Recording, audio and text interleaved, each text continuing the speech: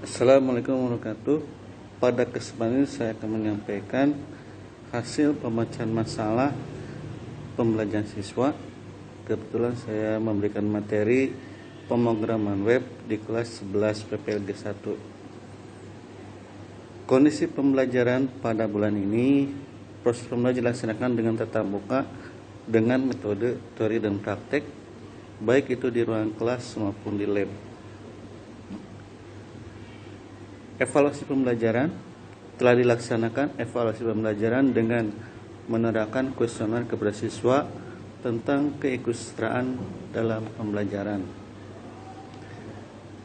Hasil kuesioner pada bulan ini, yang pertama, apakah tugasnya sudah selesai? Pada dasarnya semua siswa sudah dapat mengerjakan, namun semakin tahapan tugas terakhir memang tingkat kesulitannya menjadi lebih tinggi. Jadi ada beberapa siswa yang memang belum selesai mengerjakan. Secara tahap demi tahap mereka akan mampu mengerjakan sampai dengan tuntas. Yang kedua, apakah materi yang disampaikan dapat dipahami?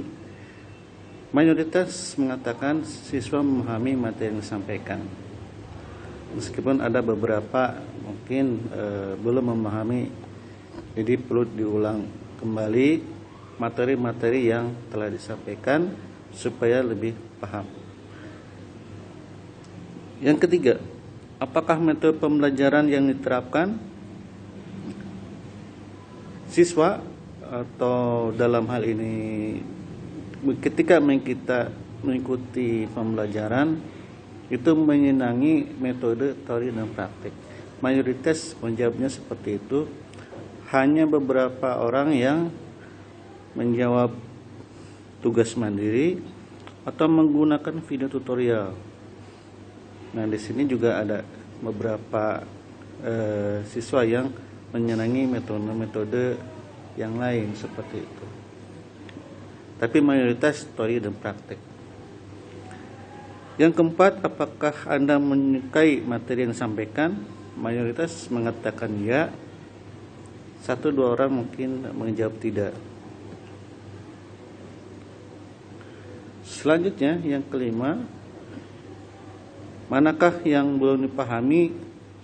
Mayoritas juga mengatakan semuanya dapat dipahami. Ada beberapa cara atau langkah yang perlu diulang di dalam atau belum dipahami di beberapa langkah. Nah, ini juga harus kita ulang pembelajarannya di kelas supaya semuanya merata memahami materi yang disampaikan.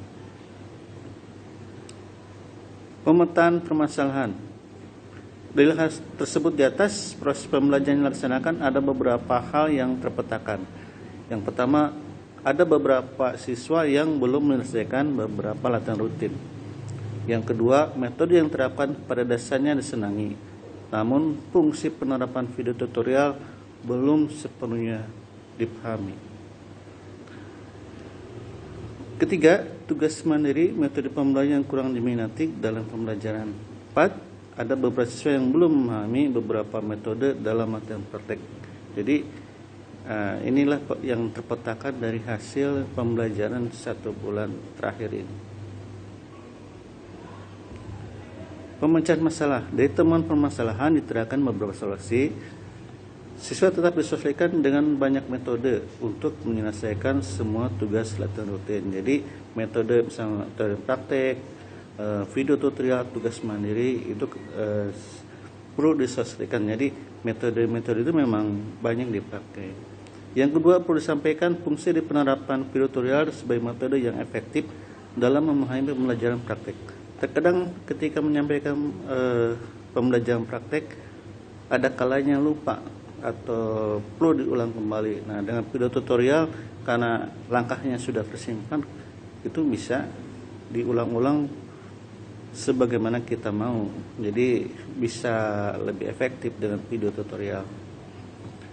Selanjutnya, yang ketiga, tugas praktek dilaksanakan secara rutin untuk mengingatkan langkah-langkah efektif dalam pembelajaran praktek.